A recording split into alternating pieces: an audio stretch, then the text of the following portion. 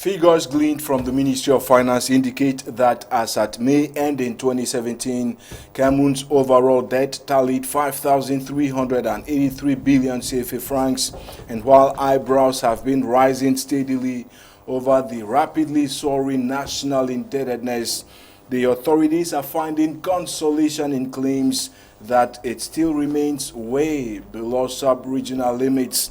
Elsewhere, and following the U.S. sojourn of 3 government emissaries, we ask, could the solution to the protracting Anglophone problem be sourced from abroad?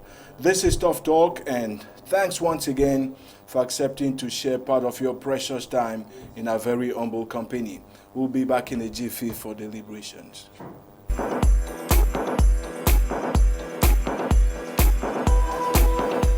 Kejan Henry Atembe, it's a pleasure every now and then having you on the panel. Welcome. Well, thanks very much, Taruki Divine Ramsey Jr., and a good day to our televiewers, millions of them out there watching us from their respective abodes. And so they should know, I think our viewers, and especially those across the world and Cameroon and the Manu division in particular, that Chief George Ndiepso Tabetando has been crisscrossing that part of the country distributing medical equipment to hospitals out there. And on July 27, Chief Tabetando is reported to have threatened to go down on his knees and beg for parents in Kumba, for precision, to send their kids to school. Henry? Yes, you are very right. Senator of Manu, Chief Tabetando, who is the parliamentary group leader, the senatorial group leader, was in the southwest region amongst other dignitaries of that part of the country to canvass for, to give some medical assistance. But then they took the advantage to tell Cameroonians in that part of the country, begging them, because he even threatened, like we learned, to desecrate the royal crown. Traditional sanctity, because some said he wanted to even lie flat on his belly to beg parents. You are very right. To send their kids to school come September. To send their kids to school come September. But then I want to put it in context that if the Senator Tabetando has decided to go on bended knees, he is now making a U-turn after what you and I know and what Cameroonians know very well happened at the beginning of the crisis, in which it was said publicly in one of the meetings that he and Senator Peter Mafani Musonge were responsible for the internet blackout. In fact, that they advised the government of Cameroon to deprive English-speaking Cameroon of the internet, and it eventually lasted 93 days. It lasted 93 days, Divine. Now, if he's coming around now to say, to beg, it's because he has realized that in the beginning, it was not just a matter of trying to pamper people or cutting the internet and threatening people. It was a serious issue. Now it has gone too deep, to the extent that they need to come and beg. And I think he is not the only person to come out publicly and beg. All those who failed in the process, terrorizing people, should come and beg like for Tabetando. Elie Smith, and I'm staying on with you, Kejan, right after Elie, because this is your icebreaker for today's edition. Elie Smith, is Tabetando going to be heard, considering that he actually sprinkled salt on a gaping wound when he asked the government to cut off the internet from English-speaking Cameroon? No, he is going to be humiliated like others, because first of all, he has no credibility. He comes from West Cameroon, from Manu Division. He knows pretty well the sufferings, the marginalization that Anglophones have been victim of in this part of the country. And yet, because he wants to maintain his relationship with this filthy, corrupt, incompetent government. He's a CPDM senator, for reminders. Exactly, CPDM senator. But why go down and desecrate the royalty by going down on bended knees to beg, whereas it would have been the reverse? You will tell me perhaps that it is a sign of humility. No, I think Kejang knows that better than I. He is among the people, the group of Anglophones that I call them bourgeoisie, comprador, collaborationists in Yaoundé, who lie every day to the government of Yaoundé that everything goes well, whereas nothing goes well in where they come from. So he's going to be humiliated like any other Anglophone, except he comes up, because he should not be begging in hiding. He should do a public apology. That is, come on TV, on radio, and say, I made a mistake. And when he does that, people apologize. Okay. Nobody is refusing that people should not go to school.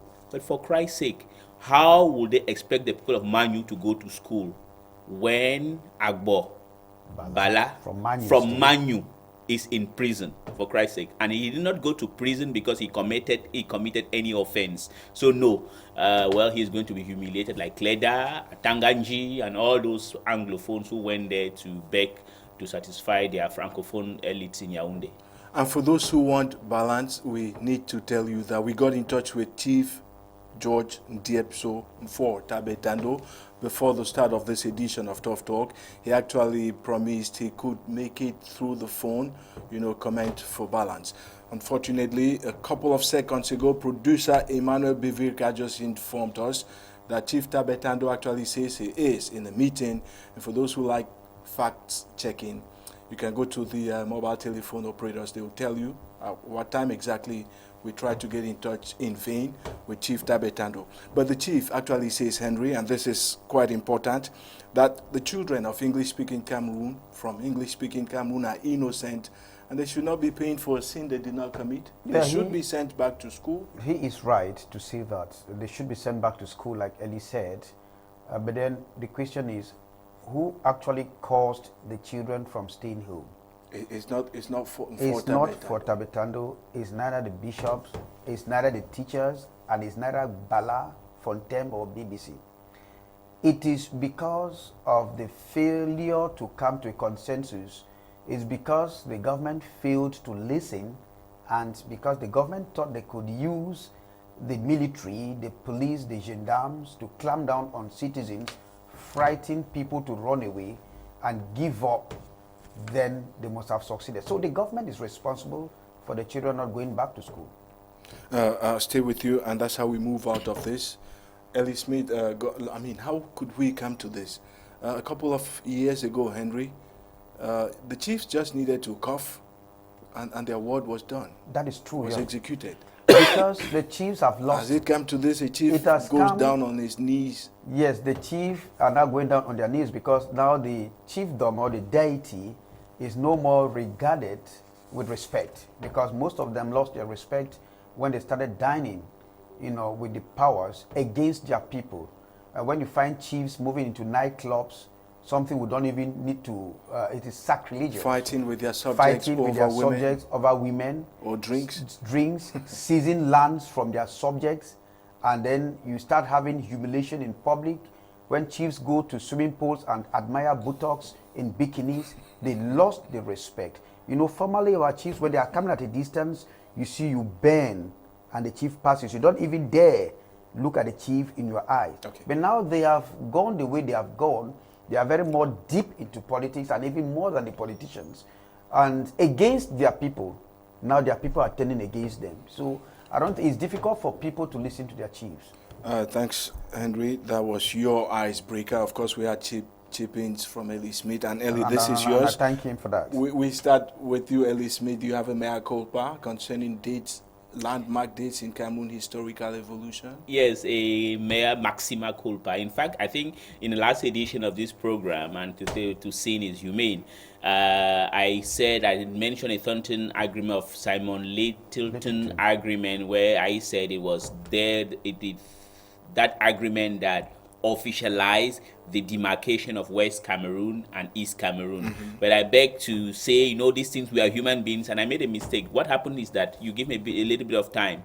The thing is that the Cameroon, as I said, Cameroon never existed. Cameroon is a creation of the white men, of the European, just like Algeria. Every other country in the world is, Elie? There are some countries like Ethiopia, which is a country that has existed. There are countries like Britain. For example, in Africa, let's talk Africa proper. You have countries that have millennial history, such as Ethiopia, Morocco, for In other example, words, those or countries Mali. that have never been carved out by the colonial masters. Exactly. The thing is that Ethiopia, for example, was retouched by the colonial masters. Morocco in itself, Mali in itself, they were touched by the colonial masters. But they have a kind of authenticity that they have existed. Cameroon is a pure fabrication of a white man. Where was Cameroon before the fabrication? It was nothing, it was in the forest. The only part of Cameroon that existed, which was a kingdom, was in the northern part of Cameroon. You had the Kanuri, the Adamawa, the Sokoto empires.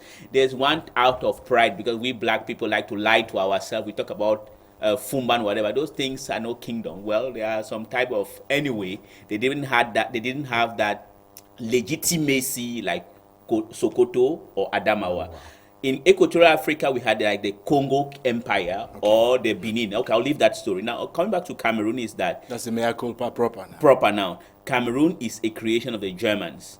And when the Germans began their war, the white men began their war. So in 1914, at Icom, there was a British general called General Charles Double, who decided to launch the offense westward, while eastward you had General Joseph Emerick for the French, who brought troops from Congo, Ubangi Shari, now Central African Republic, and Chad. And they were now going to kind of encircle Germany. And when it became German troops. German troops. At the side where Germans faced a lot of resistance was, the first battle was at Sanakang. And the commander there at Sanakang was called a certain General Zimmermann. And when Zimmermann was defeated, Dobel continued until most part of West Cameroon was taken. But where another ferocious battle took place was around Miselele, Tiko, and Muyuka. But what happened now was, when it became evident that the Germans were to lose the control over Cameroon, the Minister of Colony in Britain was called Alfred Milner. And then the alter ego in France was called Simon Henry. He was the Minister of Colony and Navy. They decided that by 1916, German Cameroon should be partitioned between Britain and France. And that demarcation was officialized in 1917. That map went to England, to London, was accepted. But the person who objected ferociously was General Charles Double. Okay. Why did he object? Simply because General Charles Double said that where he lost a lot of men was around Tiko. Bloodiest episodes in the exactly. So he said, but why the hell should you give Tiko, Miselele, and Muyuka to French Cameroon? And he objected. Then in England, they said, no, you are just a general. We are going to impose it. And then General Double said, all right, in that case, I'm going to fight the French. And now in Britain, people panicked. They felt that there was this kind of fashoda syndrome to start again. They decided to respect the wish of General Double and decided now to append Tiko, Miselele, and Muyuka back to West Cameroon. And then in 1919, at the Treaty of Versailles, that was when at the Treaty of Versailles on the 28th of July 1919, it was now officialized that Cameroon's boundary, the two Cameroons, West Cameroon, they officialized the boundaries of where you have west of the Mongo today, where we have our official boundaries between West Cameroon and East Cameroon. I like to say from our West and East Cameroon. Exactly. So I want to say, because it is history. You have people who always don't want us to tell us things. History is something which is correct. And one of these days, we are going to talk about this fashoda syndrome that happened in France, because then you had the Minister of Foreign Affairs was called Théophile Declassé, who theorized on this thing, and the Entente, which was signed in 1904. Okay, Elie Smith, thanks for refreshing our memories about what some call Cameroon's authentic history. And recently, the maps we've been seeing have former West Cameroon stretching right up to the river Vuri in Douala. That's not the kind of map Elie Smith is referring to. But let's come now to your icebreaker, Elie. You must be aware that there are reports mentioning the Pentagon coming to probe if or not the American troops currently present in Cameroon were aware of the Amnesty International revelation that Cameroonian soldiers have been torturing Boko Haram sympathizers and suspects in the war against Boko Haram in the far north. Yes, as I told you in the last program, the U.S. ambassador to Cameroon is he told me, because I met him in his house, and he told me that he is not in approval of the report of amnesty.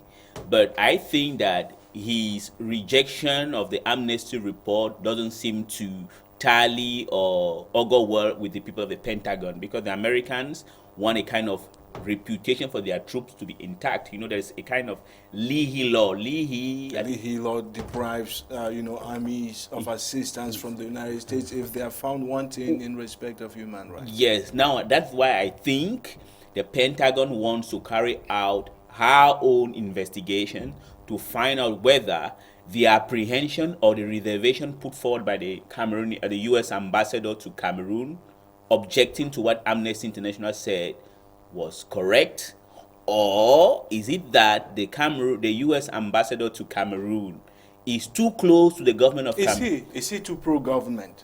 Because when you recall the likes of Francis Cook, yes, the likes of Niels Marquardt, these were people who used to hammer hard on the authorities of Cameroon to come out and speak the truth. Yeah. Is Stephen Hoser too pro-government? Now, pro-Cameroon government. Now, if you see the frequencies of his visits at the head of states, we've been seeing images of some of those visits. Yes, at the State House, you may rule that he is too close to the government. I asked him, and he told me this: there are two approaches. Do you want me to stand at the rooftop to speak out, or I should go solo and then have the result? If you ask my opinion, I think that I'm not seeing the result he's having, which means that perhaps his proximity to the government of Cameroon blurs whatever good thing he's trying to do. Because if you bring the names of Francis Cook, for example, or Neil Marquardt, you find that there is kind of difference. But Mr. Hoser is Mr. Hoser. Everybody has his or her own approach. But my own reservation I have with Mr. Hoser is that I don't want to think he's too he's too close to the Cameroonian government. Hence, he doesn't want to give an honest appraisal of the situation. My only problem with him is on his regard toward the Amnesty International report. Amnesty actually junks it. Yes, because Amnesty says they provided the Cameroon government with the report months before they came out. I told him that Amnesty provided the report about 3 months in advance to the Cameroonian government, but he said it's a lie.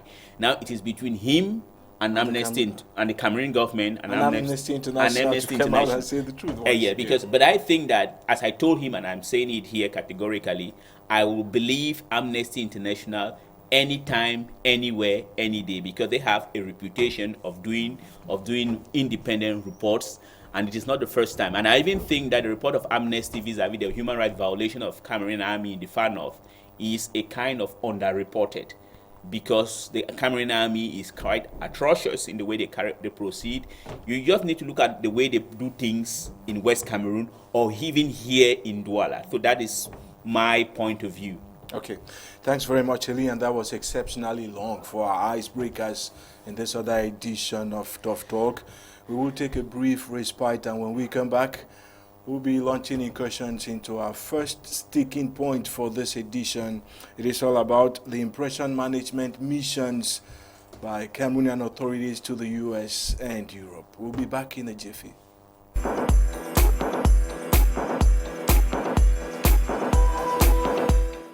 And so after repeatedly flopped attempts at resolving the protracting Anglophone problem at home, the government has dispatched delegations of high-profile government as well as CPDM personalities to the US, and we hear more recently to Europe. Can they finally source solutions to the Anglophone crisis from abroad, Keja Henry?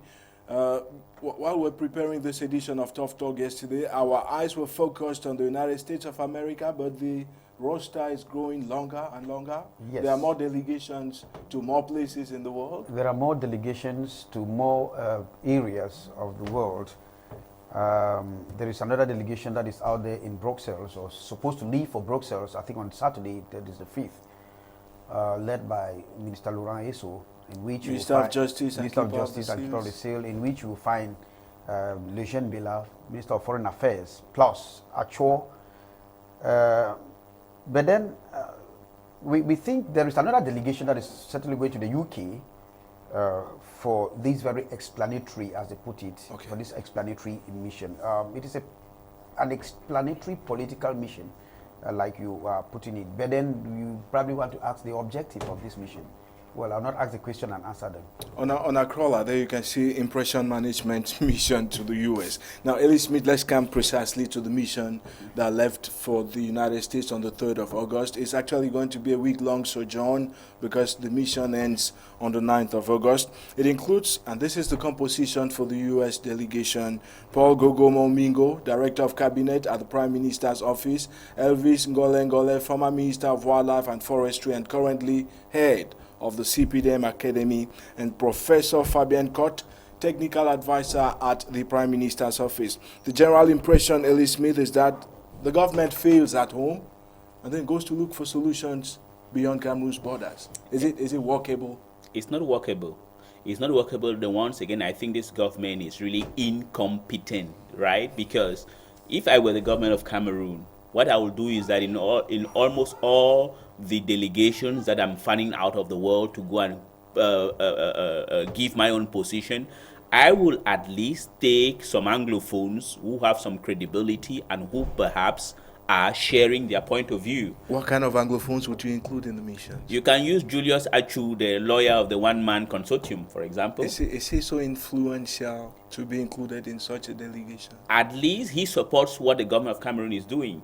So I think you need to take those who are concerned. When you take somebody like Paul Gogomo, who has failed woefully in previous negotiations, and when you take somebody like Elvis Ngole, who is an assertive CPDM member, and how do you expect to convince people at the United Nations or convince the Cameroonian diaspora? It cannot work. The only person who is neutral in the group that is going to the United States is Fabian Cott. He is a professor, or I think he's a jurist or whatever, something like that. Some say his inclusion in the commission, the delegation to the U.S. is, tacitly for him to spy on the others. Yeah, that's what people are claiming because he's a francophone. No, but I know him very well. He's an honest person. He's a person who loves the Anglophones. He loves the Anglophones very well, and he is one of the rare francophones. You have him. You have Dr. Aboya Ndong Manasseh.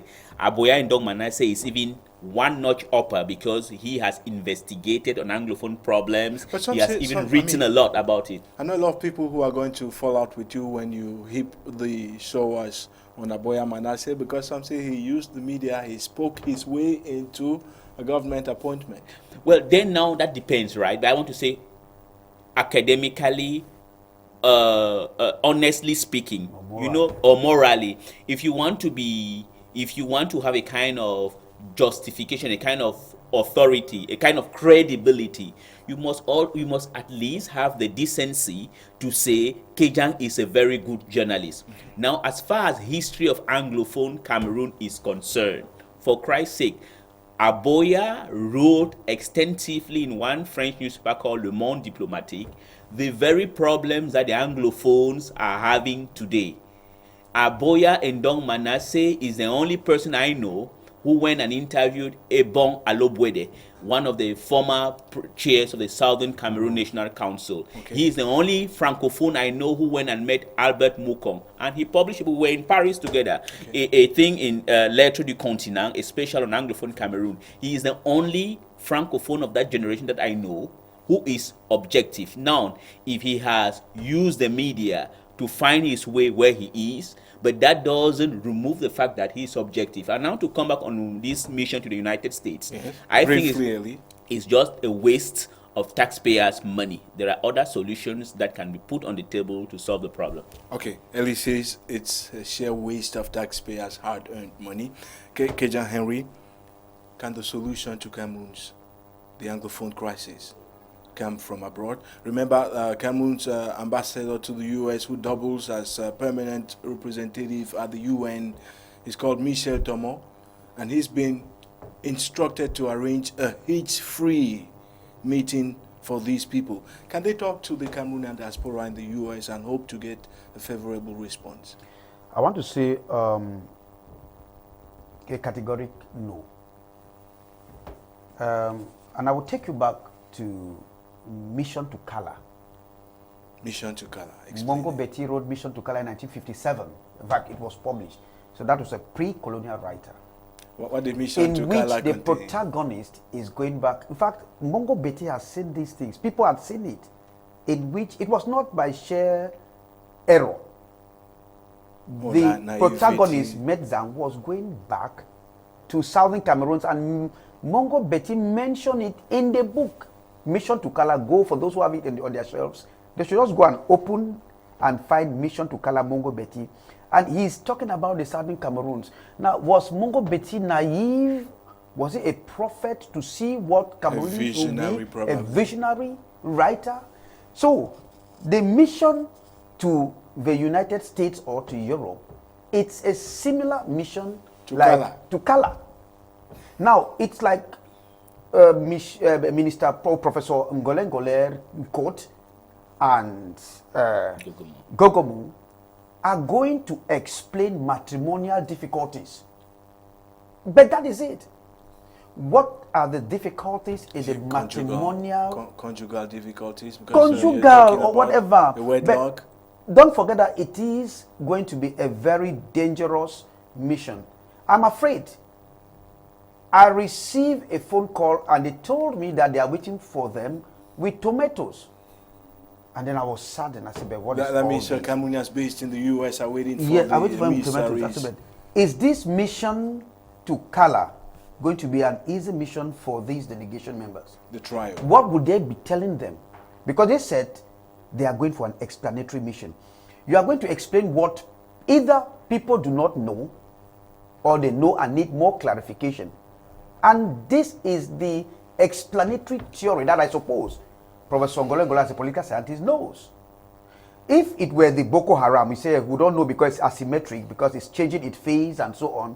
Now, this is the crisis that we know because we had earlier on discussed with the main protagonist, and at the end of the day, we discovered we were discussing with Ghost, and outlawed the Ghost and arrested the Ghost and kept the Ghost. And you see, the Ghost is now spreading its influence across the country, because the issue now is not only this northwest and southwest region. The Elie. issue is all of Cameroon. Elie Smith. And people are so worried about it. Elie Smith, I'm sorry for interrupting you, Henry. Come on. Elie Smith, observers agree without very much ado that the United States of America remains a beehive of activity for hardline support, hard-nosed and hardline supporters of the Anglophone struggle. Question is the choice of America for the first outing naive? No. It's not naive. I think what they want to do is that they want to confront the base. But I think it's tantamount to this proverbial something where it says acting like a billy goat in front of a panther. So if it's not naive, Elie, and I'm sorry once again for interrupting you. No problem, sir. So if it's not naive, the trio heading to the United States know very well that they're going to counter the kind of opposition Kejan Henry is mentioning, and yet they still muster the guts to go. Yeah, pathological failures like the threesome men they have chosen are sometimes devoid of any shame.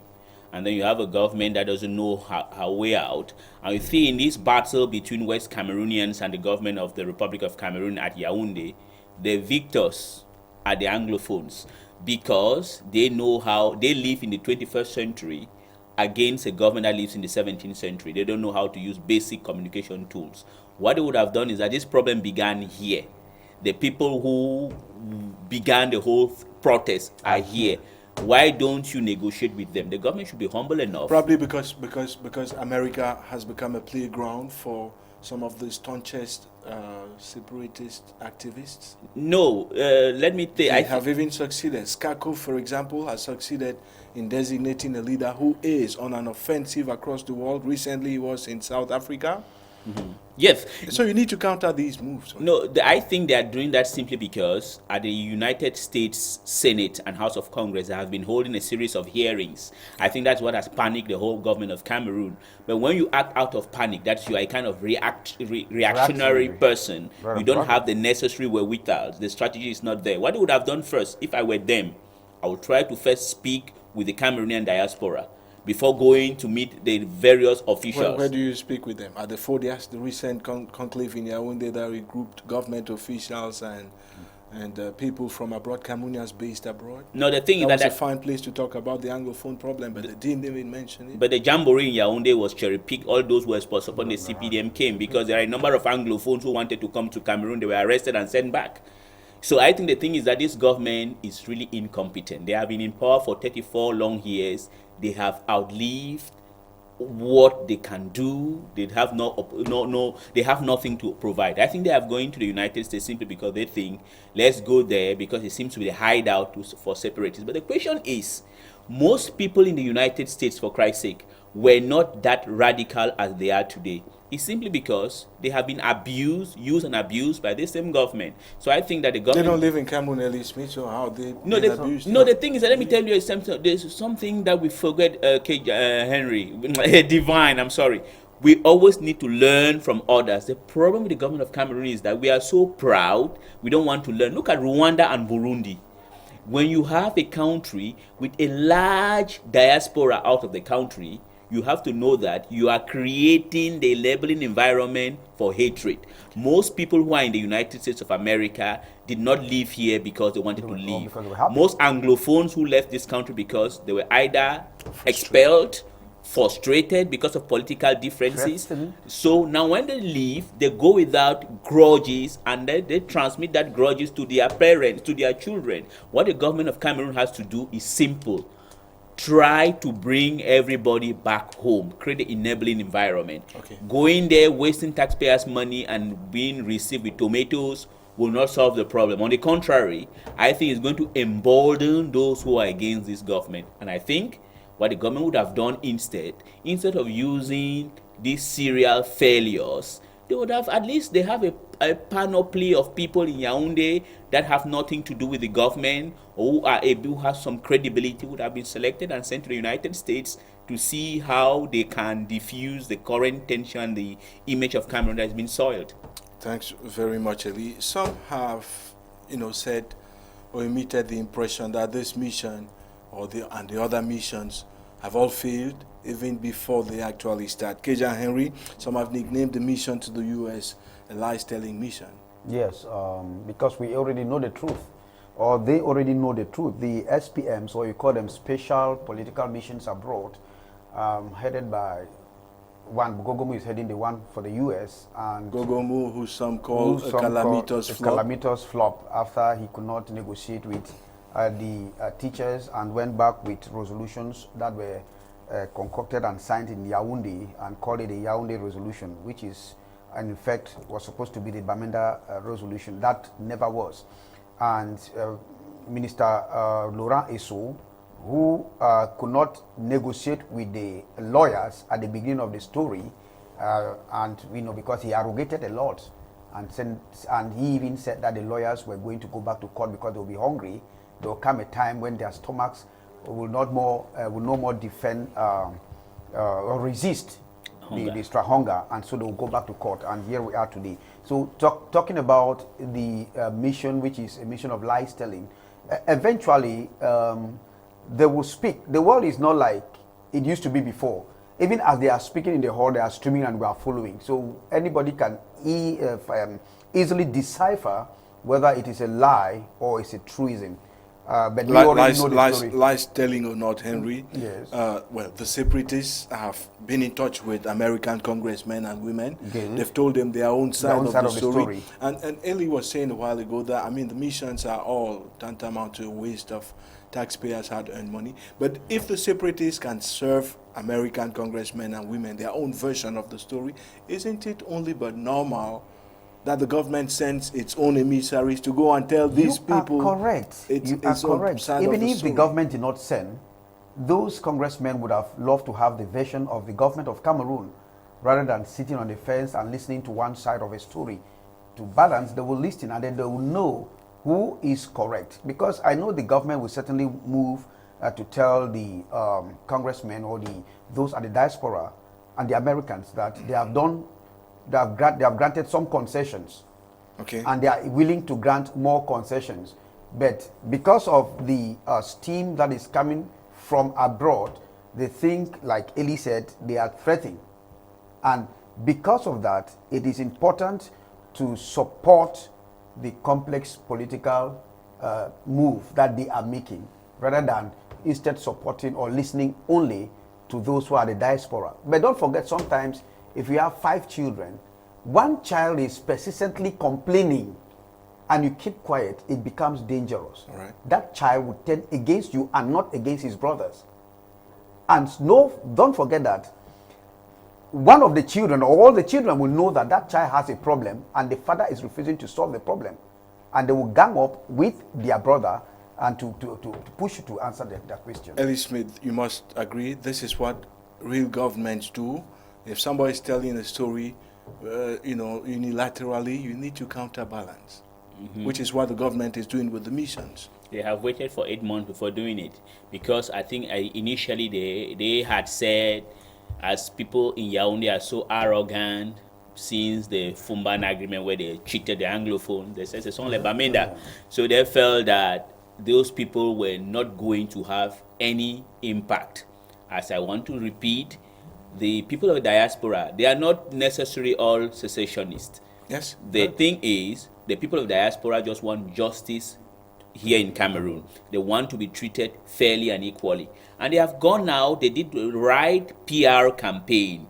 But the government of Cameroon, full of 80 and 100 years old people, waited for 8 long months before finding out their people out of the country. Why on earth do you think a US congressman or senator will believe in a government that has been in power for 80 years, corrupted everybody? 34, not 34 years, I'm sorry, they are not a pre in Mexico. For 34 years. Yeah, they have been in power for 34 years, or maybe 50, because if you bring CNU. Now let's take the presidency.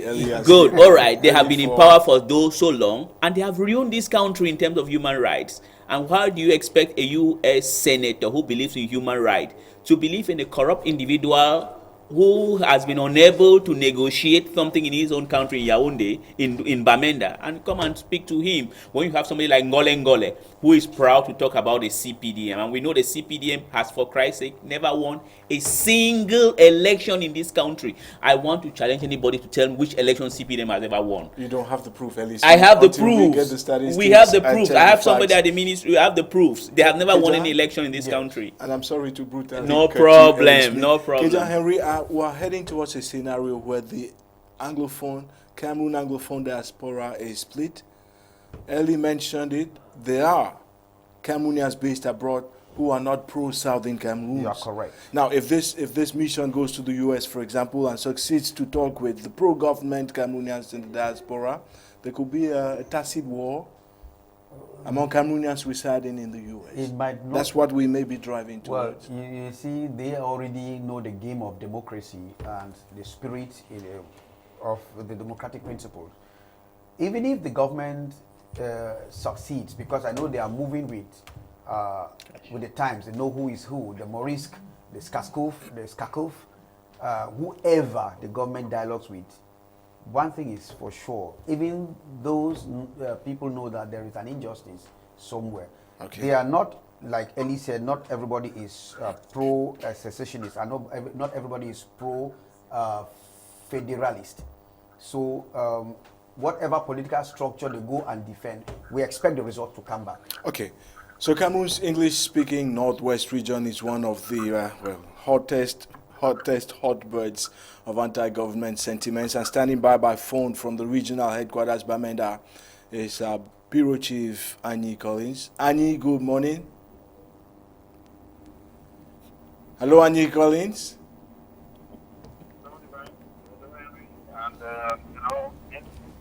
Apparently, the lines have been very, very uncomfortable since this morning.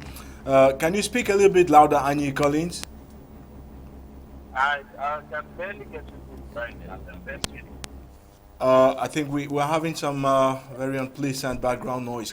Can you hear us now, Elie Collins? I think we are definitely going to try to come back to you again, Elie. But let's continue with the panelists, the Tough Talkers. Kejan Henry Atembe is still here. Elie Smith is here too. In a recently published article, This man, described as an advisor to the president of Cameroon, Christian Penda Ekoka, says that federalism should not be considered synonymous to secession, Henry. Yes, it's correct. You know, Penda is one of the erudites, honest intellectuals that we have in this country. And somebody used to tell me that he's in the likes of Folong, who will tell the president his mind without necessarily expecting favors or being thrown out of the government. Okay. So he has told the president his mind because it is a system of government. Federalism, we know of federal states in the world, or federal nations. Even the United States, where they are moving to, their system is a federal system. And that is why sometimes we talk of the federal government. Nigeria has it, Germany has it, and many other countries in the country. So it is not a bad thing. Saying this is a federal state doesn't mean secession. And he was clear in saying that. Annie Collins? Hello, Divine. Oh, thank God. This time around is good, right? How is Bamenda today? Yes, it's a bright day in Banda. Sunshine, but as usual, from 2 p.m. we expect rain. Okay, so are people out there talking about these missions abroad, you know, the government, people who are going to meet Cameroonians and authorities in the US, in Europe? Kejang was mentioning it just now, in the UK too. Are people talking about this? Of course, it is dominating public debate here with varied opinions.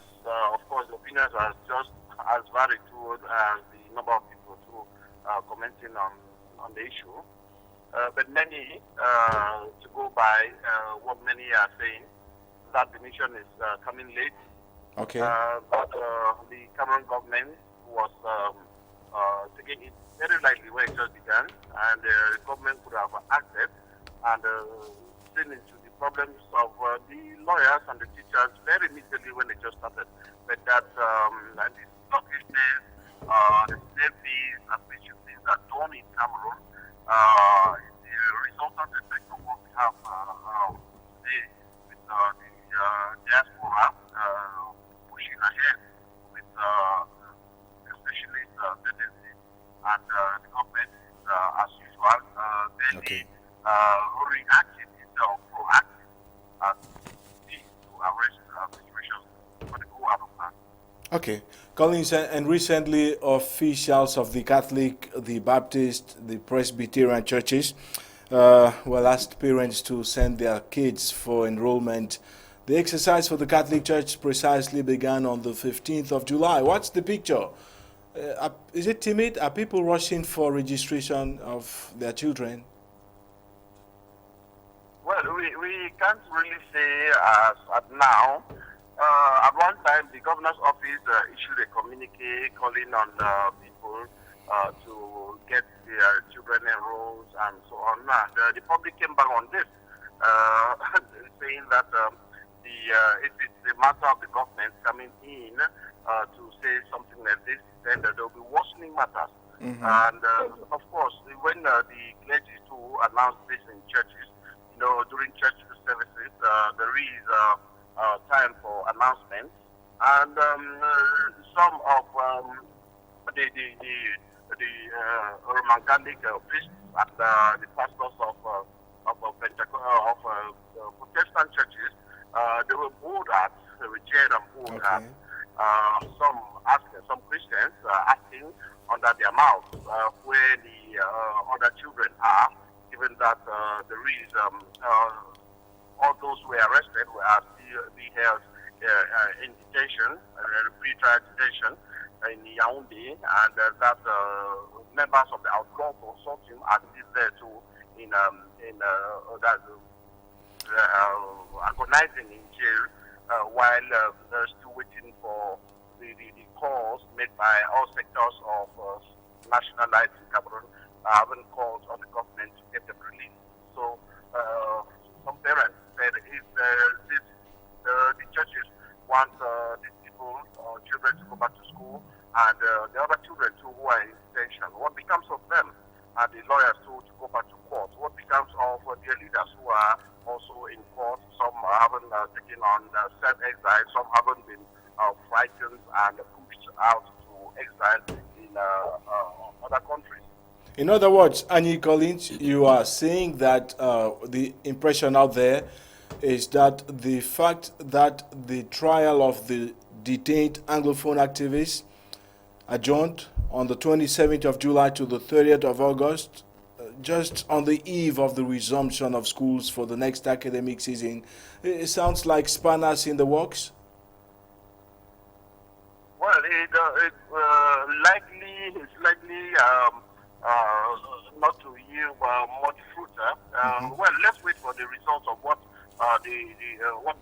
becomes of the trial, the results of the trial, so that it's from there that we could know if schools or admission could take a bigger dimension, a greater dimension, because everything depends on Yaoundé and the release of the outlaw consortium members and the other 25 who are in detention. The release of them will determine how things go in as far as school resumption is concerned. Okay. Even though there have been criticisms too that the children should not be used as human shields in fighting political wars. Well, that too holds water here. Now, how does the common man see all this? What becomes of the common man? Okay. Two elephants, they say, when two elephants fight, the grass are suffer. All right. So we're still waiting to see how it finally goes. But the tendencies, the two camps, be the government or the popular side or the man on the street, everything is depending on what becomes of the court case in this month of August. Thanks a lot, Annie Collins. Thanks very much for sharing your thoughts with us on this. Okay, over to you. Goodbye. Goodbye, and our greetings to our colleagues and the people around you, Annie Collins. That was Collins Annie, our Bamenda Bureau Chief, live on the phone, of course, from Bamenda. Elie Smith, Kejan was saying, we left off with Christian Penda Ekoka, who is a special advisor to the President of the Republic of Cameroon, Paul Biya. He says that Cameroon, in bids to resolve this crisis, should not bank on the rule of law, but rather opt for constructive dialogue as the only way out. Yeah, he's absolutely correct. I'm quite surprised that an outspoken, honest intellectual like that has not yet been thrown behind bars. It shows somewhere that Paul Biya, being a ruthless dictator, sometimes accepts dissenting voices. Right.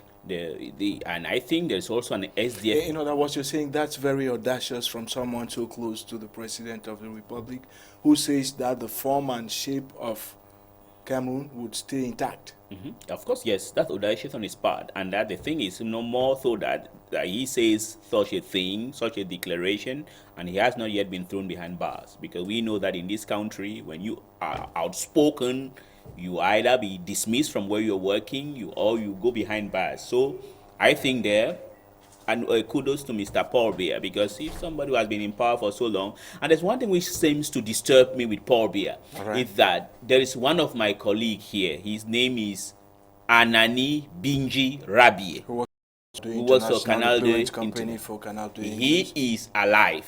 He even went on STV and said Paul Biya was against the end of the federal system of this country. Yet this is a man who was against the end of federalism, but now that he has assumed the mantle of leadership, he is a core supporter of a centralized state. And now you have somebody around him who tells him openly that, look, federalism is not synonymous to secession, because you have some kind of people who are of a lot of diplomats. You hear their name, Professor this, Doctor this, and they always associate federalism to secession. So it's kind of refreshing that in the hands or around Paul Biya, you have at least one man who says something which is honest. So I think Mr. Ekoka, whatever his name is, Penda, is somebody honest, and which is good for Cameroon, and it's also good for CPDM, who have destroyed this country. It has somebody who has a kind of dissenting voice among them. And what's more, Henry, he wants that insisting on the current form of governance, the highly centralized system of government we have in Cameroon today, is unhealthy and dangerous for the future of the evolution of the country. He's correct, because ever since we talk of decentralization, we have discovered that it is failing. And again, they are talking about, there's a new term they apply, effective decentralization. Now, if you put out these terminologies, decentralization, federalism, you discover that it is one and the same thing, because they are telling you they want to give more powers to those decentralized communities, which is equally giving powers to counties, if we should go by my Kenyan and Ugandan brothers. Southern Cameroon. Or Southern Cameroonians, or Southern Africans. You are giving more powers to the counties, to local government, so that they should be able to manage their things. But you see, sometimes you create councils, they elect mayors and council representatives or executives. At the end of the day, there is a power that is sitting on their head, and that power is the divisional officer or the senior divisional officer, who must veto every decision that is taken at the level of the council. So it comes to tell you that these people, everything is still much centralized. And because if the people had the powers to decide on what their projects are, because they will decide on a project, and at the end of the day, the Yaoundé government will tell them what to do. Okay. So they discover that, people like Ekoka have discovered that it is not working. And so let the president not feel like some people will tell him that it is a bad thing. Don't forget that somebody like Chochi Monono, who is equally working with the president or at the presidency, had earlier on written months back on the prevailing issue and tried to put forward the type of government that Ekoka is saying, which is a federal government. He was very blatant in his presentation, without probably struggling to pamper anybody or putting anything in the minds of Cameroonians as an Anglophone. Mr. Ekoka also adds, Elie Smith, that federalism will not only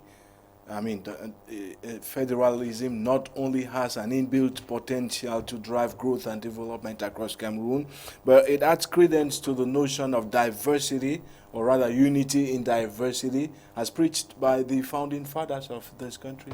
Yes, that's an honest man. This country is created, the new Cameroon came into existence in 1961, when West Cameroon amalgamated with East Cameroon.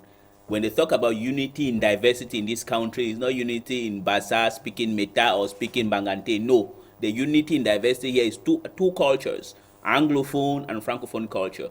And I hear there are some people who say, all right, why do we want to attach ourselves to colonially inherited whatever they call? But the answer to those people is simple. There is a country in this world called Singapore, ruled by one man for 50 years called Lee Kuan Yew. There, the language encouraged is English, and they are the best in the world. We are not the only one doing something. Here, we have been having one man ruling for 45 years, but he has produced nothing. I think that Ekoka is 100% right. Federalism is good. But now I want to know his own type of federalism. Is it two-state federalism? All right, he doesn't actually come good, because he needs to tell us, because there's one other ploy there, because they say the devil is in the details. There are people who say, okay, we need to amalgamate the northwest and west region, the southwest and littoral. No. The grass fields in general. No. It should not happen like that. It must be rejected with the strongest terms. If we want federalism, it should be two-state federalism. Now, if they want to create they want to create maybe the Greater Bassad Federation of Nkam, Sanaga Maritime, Nyong Ekele, and part of Vuri. Okay, but the entity of the southwest and northwest region should stay intact. Okay, it should not be touched apart. It will not happen because it will never. The Anglophones, it is a nation. We cannot refuse that. It is history, for Christ's sake. Because I know some revisionists, some reaction, but why is he saying it? This is a nation. As I was saying, we have this 1919 Versailles. Yet to obtain and yet to achieve and you know.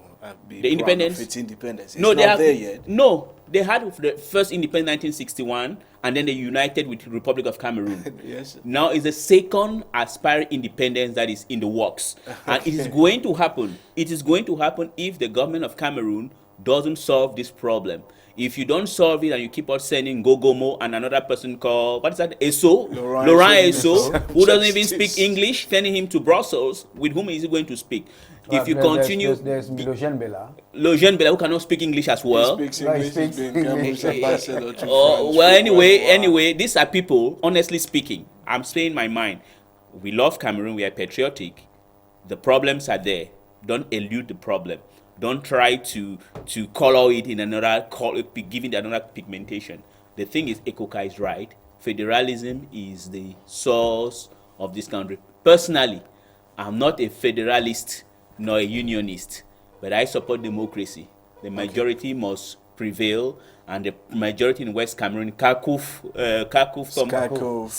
no, there's a survey from NACOF or whatever you call it. From the Carrefour Policy Carrefour. Institute of the Foreign Carrefour Foundation. came out with a scientific survey that shows that 60% of Cameroonians, if I'm not wrong, In are favor of federalism. of federalism. So this government, if they have an ear on the ground, or they have ears on the ground, they should listen to that official survey.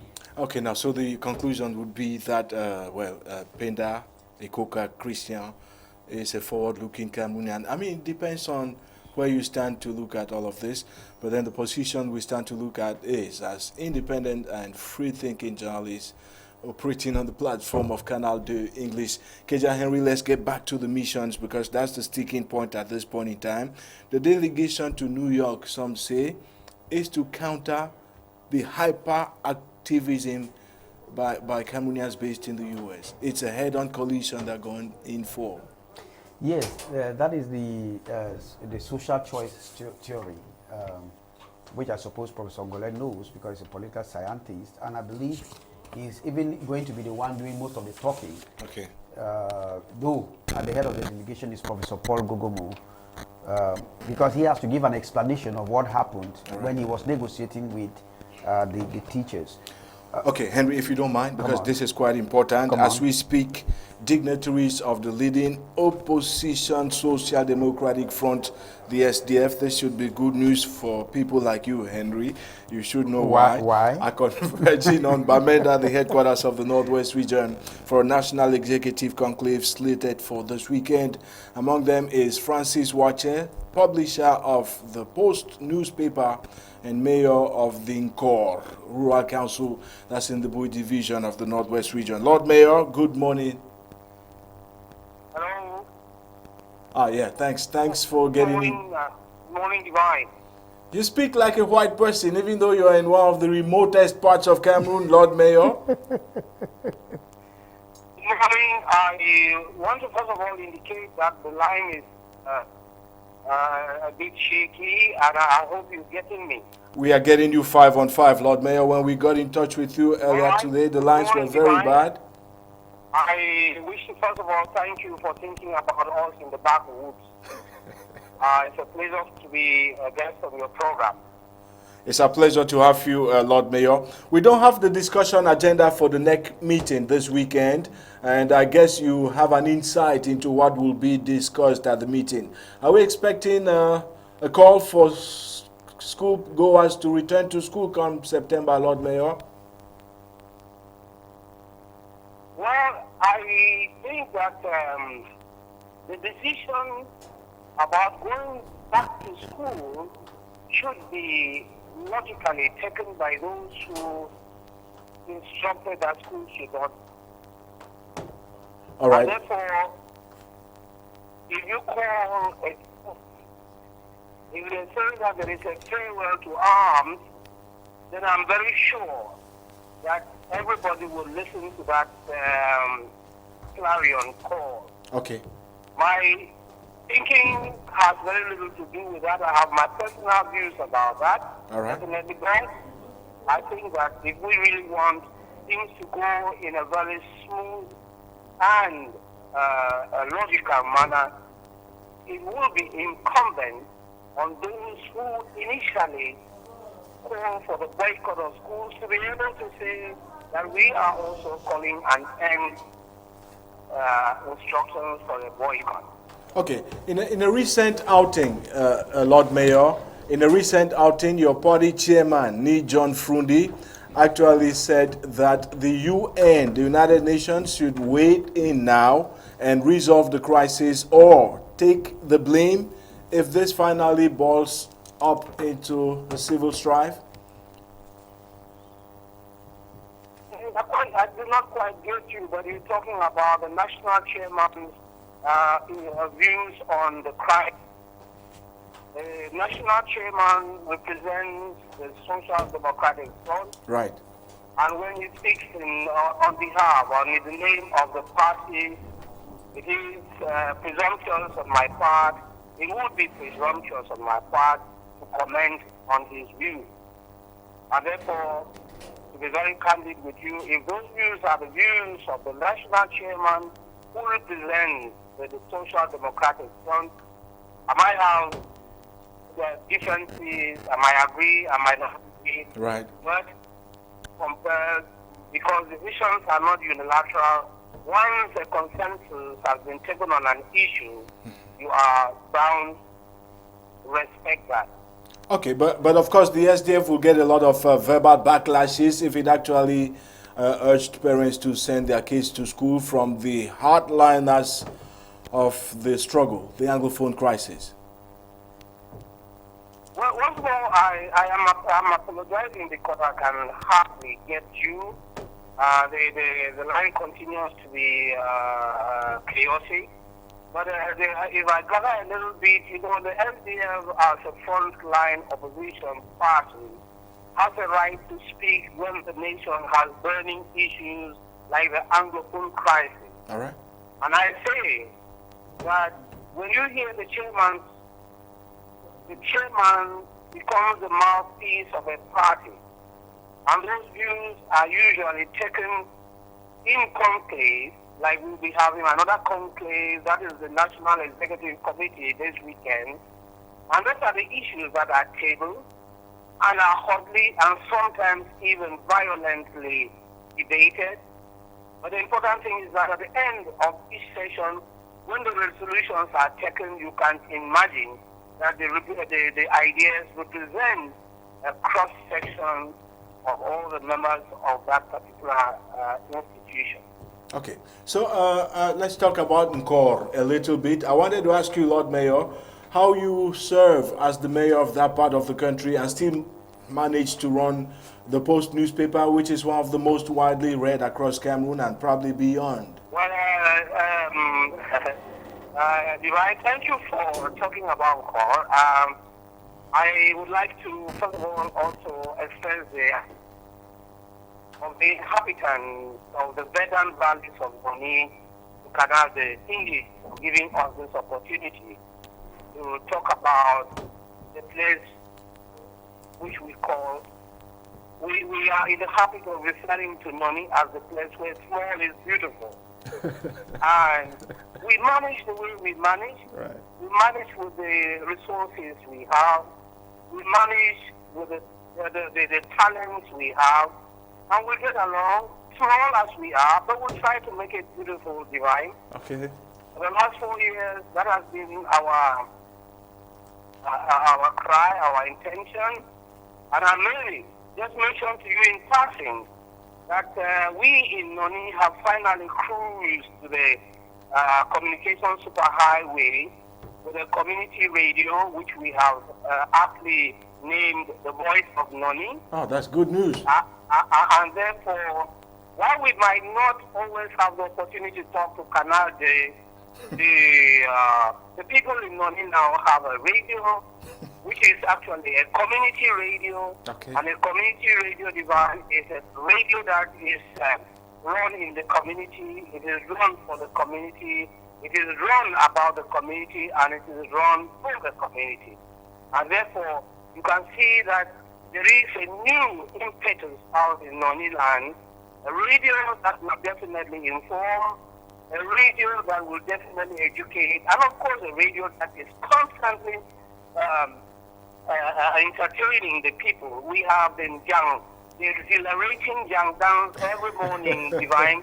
Thanks That's a what lot, makes us Mayor. out of our best. Thanks very much, Mayor. We're going to have to leave it there, but I promise you, you will have a delegation from Canal de English coming to visit very soon. When we are launching the radio, Divine, Canal Day will have a pride of place because they thought about us when every other person thinks that we are lost in the woods. Thanks a And lot. therefore, thank you very much for this. That's a little bit too short. You're asking me just one question about the core council. If you are kind enough, I will be grateful, Divine, if you give me a little more space next time. If you think about me again, We will think about you, describe definitely. that place where little is beautiful. Our greetings to all the parents and schoolgoers in that part of the country. Well, just hoping that the crisis is resolved no matter what it takes so they can go back to school, because like someone says, we cannot afford to take our children hostage, their education hostage, when we call them the leaders of tomorrow. That was the Lord Mayor for the Core Council in the Bui Division of the Northwest Region, Francis Wache, who doubles as publisher of the Post newspaper. Gina Leke, welcome. Thank you. I almost forgot your name. I was carried on by the beauty that you always are sharing with you to trending I'm on blushing Toughtalk. right now. As usual, that's a normal reaction. So what's trending? Well, what's trending is that the late Bishop of Bafia, his Lordship Jean-Marie Benoit Bala, has begun his journey To the world beyond. Yes, He's exactly. definitely going to heaven, considering he was such a man of God, Well, that I can't say for killed sure. in such contentious and debatable circumstances.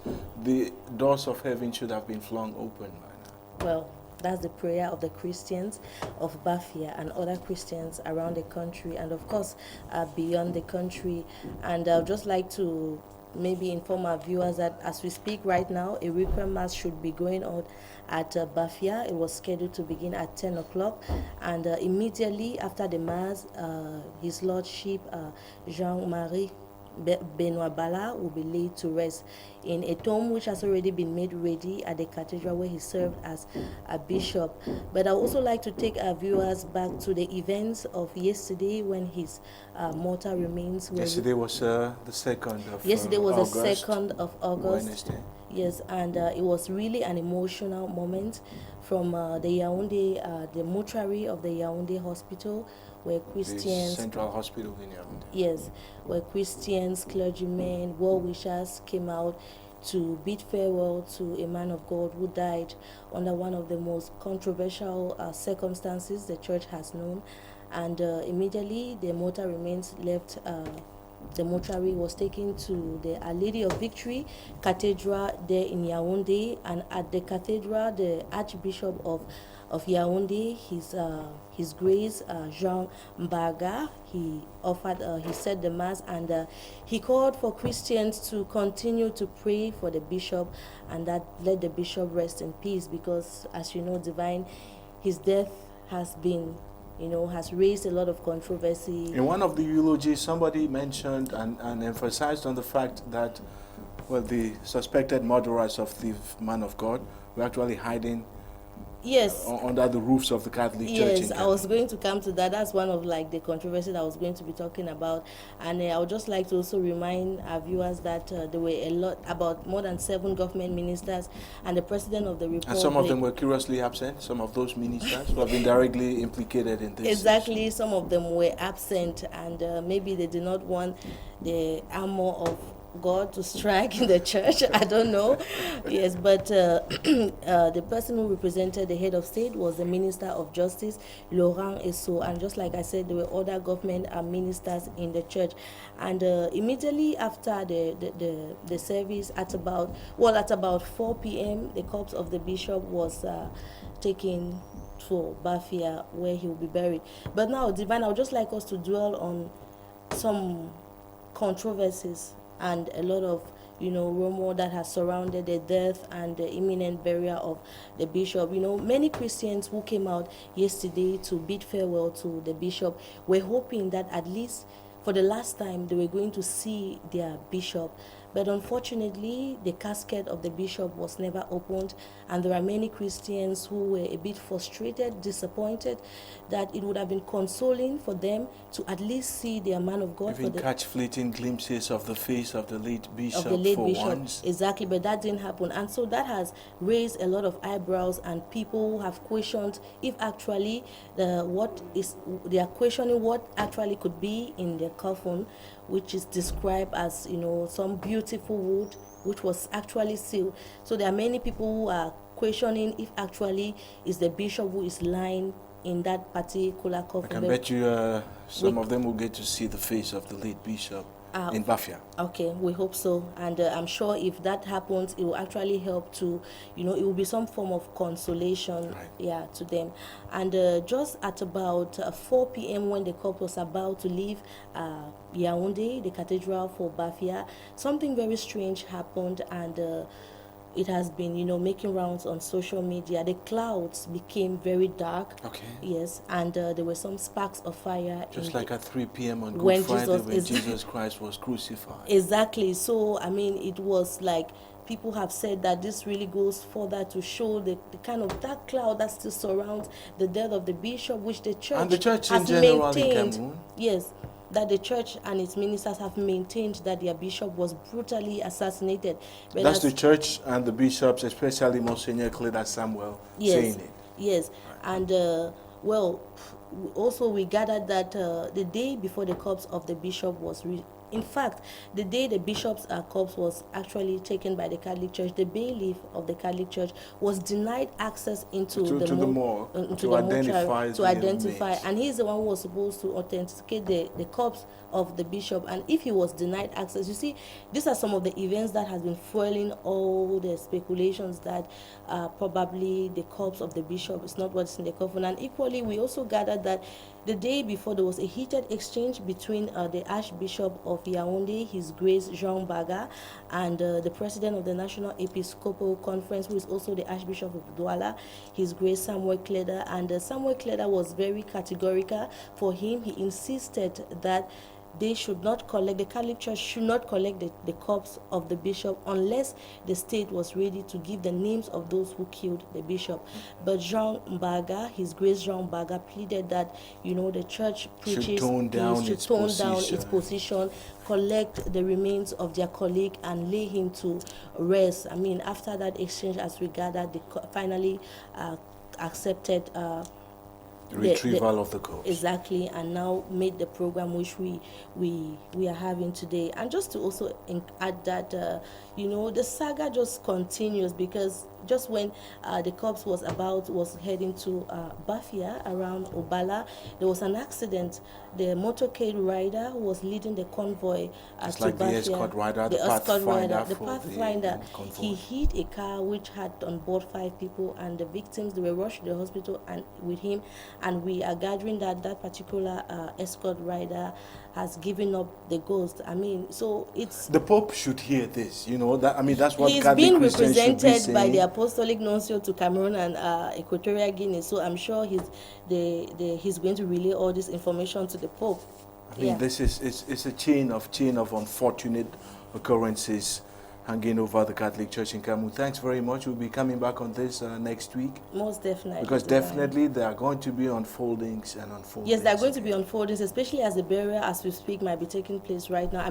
There is high level of that. The town of Bafia is filled with military men, and the people in Bafia say they are even scared. They don't even want to talk because they are afraid. They don't know whom they are talking to. So there's a lot going on, and a lot of tension, and we shall definitely be coming back to it, because we are expecting maybe more drama to unfold, even though we want the bishop to rest. To be leading eternal rest. Yes, it should not be happening. So we are hoping that he will be laid to rest. But if there's anything that comes out from the burial today, we shall definitely bring it to our viewers. Next week in trending. Probably you will not have that in trending. We'll probably have any other occurrences as one of the main sticking points on Toughtalk next week. Thanks for coming, Gina. was my pleasure, Divine. You have a great day as you prepare to present the news at 4 p.m. Thank you. It's always a pleasure having you. We're going to be having Elie Smith back on the panel as we contemplate delving into our second main sticking point on Tough Talk, the reasons behind Cameroon's soaring debt burden. We hear it's over 5,000 billion CFA francs as at ending May 2017. We'll be back in a moment.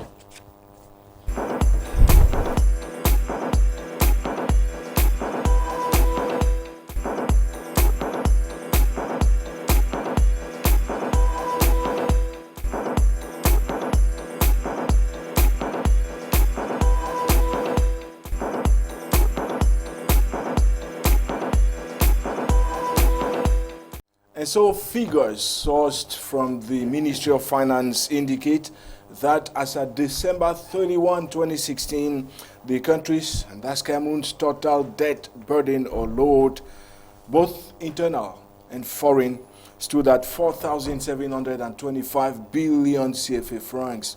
As at May ending 2017, that figure, according to the same source, the Ministry of Finance, had risen to 5,383 billion CFA francs. And so, 4,725 billion, first of all, represented 26.3% of Cameroon's gross domestic product. 5,383 now represents about 30% of Cameroon's gross domestic product. Keja Henry, this is a call for concern. Yeah, it's a call for concern. Why would the country be borrowing at such a speed in such record time? Yes, it's not a bad thing to borrow, but then you should know what you are borrowing for. And of course, borrowing is part of government's source of income. If the government has to sponsor certain projects, apart from what the taxes can produce, and if the government cannot raise a lot of money or revenue from the taxes, the government can go borrowing from different sources that you and I will actually know. But then how adequate to cover the government expenditures is what probably we are going to find out. We understand very well that Cameroon is going through too many projects and they want to emerge, and so such borrowing are necessary. But then if we are borrowing externally, let us take our own context. What are the stakes in place? Cameroon will be hosting the African Cup of Nations come 2019. And some say that was avoidable. You could avoid borrowing money for projects for the AFCON. Yes, of course we could. Elie Smith would probably say, well, contradict you. Yes, Cameroon doesn't need to host. Cameroon doesn't need to host, or Cameroon can use the existing stadium. And see, it's that burden ballooning once again, Elie Smith. Does Cameroon really need, at all cost, host the 2019 AFCON? No, it's a waste of money, waste of vital resources. Initially, even the female version, I was against, and I will not even be in support of this because it's a waste of resources. But to the discharge of the government of Cameroon, 30% of its GDP is not enough. Our neighbors down south, the Republic of Congo, has 120% of its GDP. But the only problem now with the borrowing willy-nilly as we are going borrowing. Some call it reckless borrowing. Reckless borrowing, and there's one adage in English says that he who goes borrowing goes sorrowing. So as we borrow today, it is likely that tomorrow we are going to start sorrowing. And the question in there is who's going to pay? Those borrowing today can borrow as much as they want to, but who is going to pay tomorrow? Those who are going to pay tomorrow are ourselves, our children, perhaps our grandchildren, because we go borrowing. But now if the borrowing was to help Cameroon become an emerging economy. But Elie, you would not disagree with Henry, who says that projects like Lompanga, like the deep seaport in Kribi, like the Douala-Yaoundé Expressway are going to lead Cameroon towards emergence in 2035. No, I think Kenyan is just joking. He is just being sarcastic. We know that Cameroon is not going to be an emerging economy by even 2200 because the enabling environments are not there. You don't just build political seaports that will not help in doing anything, because normally that port would have been built somewhere which is more viable at the Victoria Deep Seaport. What makes Victoria more viable than Kribi? Brilliant. Because the proximity of Victoria with Nigeria makes it to be viable. For example, if the road between Victoria and Kumba macadamized to e-com, we will see that the port of Victoria will become viable. I'm not inventing anything. Look at the port of Cotonou in Benin. Nigeria has the Lagos, Tinkan, Warri, Calabar seaports. But most Nigerian businessmen prefer to bring their goods from Cotonou. That's the same thing. If we would have done it from Victoria, it would have been viable. Now you have this, your Lopanga, whatever that. The thing, there's a problem with all these projects. Why all of them are concentrated, focused in the south or in East Cameroon? Southern regions of Cameroon. Southern regions of Cameroon. Regions of Cameroon. Why? Simply because it is a kind of political thing. There is one of the ideologues, I think is it Owono or whatever, who think that since it's kind of Anglo-Bamileke supposed hostility, let's do things in our own part of the region, let's develop it. It is not going to help. Because first of all, if we know the New Deal, when it was launched in the United States by Roosevelt, it created jobs. What the hell is it that all this major construction spree going on are not bringing down unemployment in this country? So for Christ's sake, there's no going to be any emergency in this country, especially by this government. I've not seen one single good thing that they have done. So it's just waste of money. Elie Smith usually doesn't see anything good done by this government. I don't know for whatever reason. But Kejan Henry Alamin Usman made as Cameroon's finance minister says that the policy at this point in time is to borrow cautiously and spend wisely.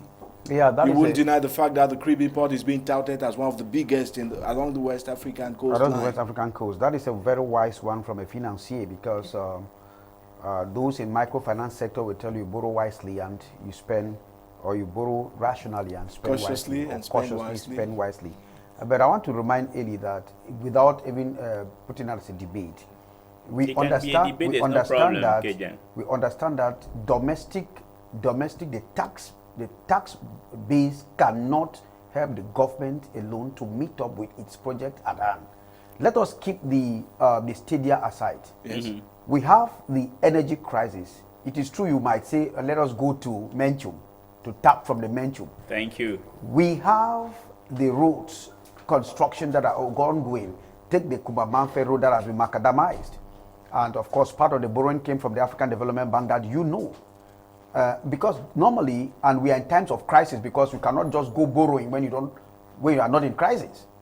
We are in crisis. The government has, in many instances, told Cameroonians that we have crisis. That is why they could not pay the teachers in time. One of such crises, Henry, if you don't mind, is the Boko Haram. The Boko Haram crisis that called borrowing in times of war. But does it bother you that you've never heard any budgetary allocation for military spending from the government of Canada? It is our right to know. Mm-hmm. Correct. But why don't we have it? We don't. Why is it opaque? Yes, it's opaque because the system has always made it that way. Now, when you hear that the military spending in the US stands at this number of trillions, millions of dollars. But in the US, it is transparent. Everybody that is knows good. it. So, but if we have known, it is not a bad thing, and still the system is held accountable for that. If we could publish, because it's the right to know what our military spending is, that could spare the government the agony of receiving bullets from the public. Okay. But I'm saying that we are in times of war. And another crisis, because generally we borrow when there's crisis. We don't have drought. Good. The places are fresh. But the Anglophone crisis is consuming a lot of money. That is why the government too, even though it is borrowing for projects, the Anglophone crisis is another project.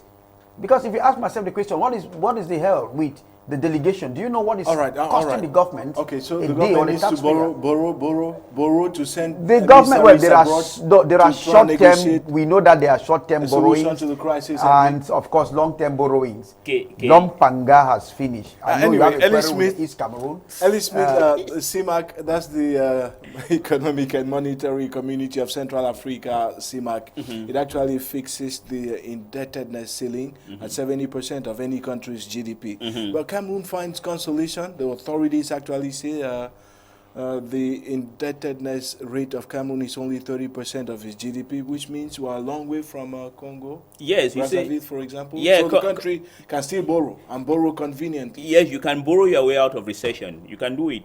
Now, contrary to your perception that I see nothing good in this government, one good thing is that Cameroon has a prudent management that respects the norms of the COBAC and the CEMAC region. All right. We are beneath the 77% or 70% required. Right. We are just 30%, which means that we can borrow more. We are not like this destructive government of Now Congo. you're seeing something good in this country. Sure, when Right. there's something, no, honestly speaking, Right. when I see one good, slim thing done by Paul Biya and his government, I would say, like, in this term, they are good. We are just 30%. But one other big lie, Kribi is not the biggest in Central Africa. Along the West African It is a lie. The You have the biggest- ports the of biggest port, you have another port they call the port of Pointe Noire. Pointe Noire. Right. Because the thing is that Cameroonians like to lie a lot, propaganda, like to glamorize everything that happens. At one port point in of time, Abidjan, when the even port the of port of Douala Abidjan. had become sedimented to a certain level, those large vessels, cargo vessels, Could had not to anchor, dock at Pointe Noire in Congo, and Cameroonian smaller vessels went there to bring in. Exactly, and then you need also bring to the go to the goods. port of Pointe Noire, see how Bolloré has invested at the port of Pointe Noire, and you come back to Cameroon, you understand that Cameroon has been cheated. Okay. So first, it is not the Who first. cheated Cameroon? Well, Cameroonians were stupid enough to allow Bolloré to do whatever they want to Okay, do. that's it. But in Pointe Noire, even though it is more strategic and is deeper, so people should not lie us about Pointe Noire, about Kribi. The port would have been the port of Victoria. The waterfall would have been Menchum Fall. But since it's in West Cameroon, they don't want to develop it, Kejang. Those things they are saying are just trying to deceive us. Kejan Henry, let's come to you. Standard & Poor's, which is an American rating agency, recently in April 2017 frowned at Cameroon's, some say reckless borrowing trends, but it still accords Cameroon a BB rating, which means the economy is far from attaining junk status like what happened to South Africa. But the same Standard & Poor's, Henry says, between 2016 and 2020, Cameroon's public debt will increase by about 7% of its GDP, which means 33%. Critics say at the current borrowing rate, the emergence plan for 2035 will be fiction if you begin to repay those debts. Let us look at the duration of those debts. Long-term, medium-term, short-term. I think most of the debts are short-term and long-term. And you see, presently they don't go for funded. Very few of them are even funded debts, which will probably take 30 years to pay. And like Elie was saying, 30 years, our children will pay that, and probably for some others, our grandchildren. But if we go by the current rate, how much have we even borrowed?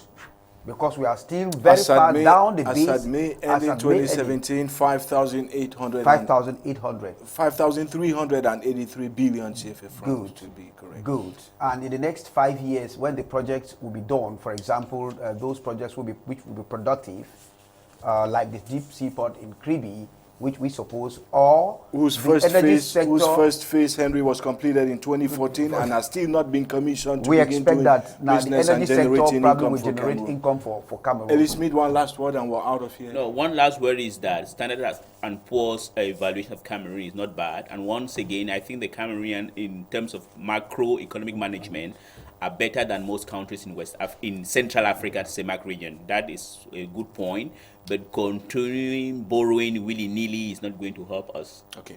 And then we are not ever going to become an emerging country by 2035. That is certain. Only divine intervention can help. Thanks. And Divine is here, and Divine is saying thanks for having spent part of your very precious time with us this day. Kindly stay on because there are much more interesting shows coming up on Canal de English. Jean Lagrace Fangio was on the dashboard. Emmanuel Bevirka, as usual, was the producer for this other edition of Toughtalk. Don't you forget to send us your views, suggestions, and comments. We have a YouTube channel. We're going to give you an address where you can drop your comments. Film yourself with your iPhone. Henry Kejang here says he has the latest and the smartest phone on the market at the moment. Thanks for having been there for us, and thanks sincerely for sharing part of your very precious time with us. See you next week, and when we meet again, bless God.